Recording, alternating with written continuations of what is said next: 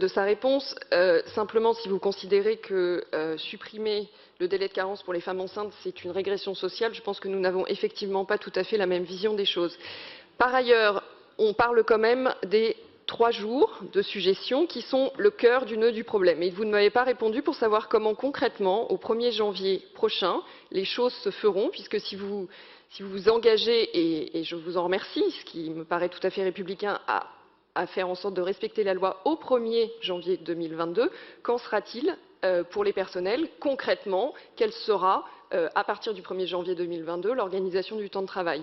Et puis je voudrais quand même dire qu'il y a de nombreuses collectivités locales, et je citerai simplement la ville de Montpellier qui a sorti cette discussion relative au temps de travail de réelles améliorations dans le cadre de l'organisation du temps de travail d'une part, mais également des conditions de revalorisation salariale.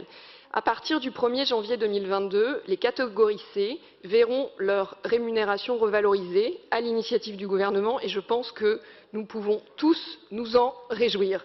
Simplement, à Montpellier, on a assorti l'augmentation du temps de travail d'une augmentation d'une revalorisation salariale.